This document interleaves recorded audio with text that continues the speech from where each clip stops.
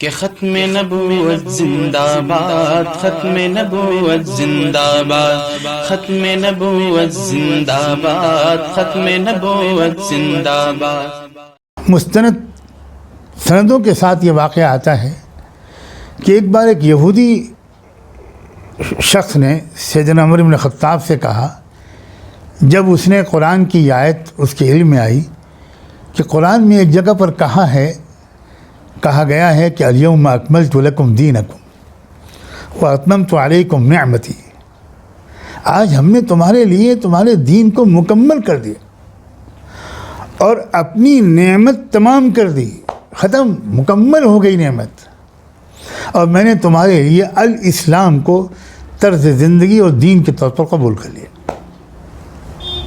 پسند کر لیا۔ تو اس یہودی نے حضرت عمر سے کہا کہ اے عمر بن خطاب، اگر یہ آیت ہم پر اتری ہوتی،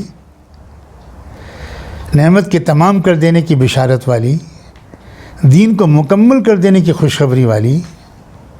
تو ہم تو اس دن جشن مناتے، تہوار مناتے، عید کے طور پر اس دن کو لیتے۔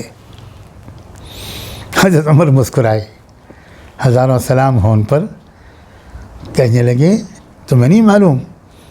کہ اس دن ہماری سب سے بڑی عید ہے، یہ آیت یوم عرفہ میں اتری تھی، تو ہم تو ہر سال اس کی ایسا جشن مناتے ہیں، شکرانہ ادا کرتے ہیں اس بات کا کہ آج اللہ نے آج ہی کے دن آپ نے دین کو مکمل کیا تھا۔ تو اکمال دین اور اتمام نعمت جو ختم نبوت کے ذریعے اللہ تعالیٰ کی طرف سے ہمیں ملا، یہ ایسی نعمت ہے کہ جس پر دوسری قومیں رش کر رہی ہیں اور کہہ رہی ہیں کہ یہ ہم کو ملی ہوتی تو ہم عید مناتے ہیں۔ اور آج کچھ لوگ اسی نعمت پر ڈاکہ ڈال رہے ہیں، کنفیوز کر رہے ہیں امت کو۔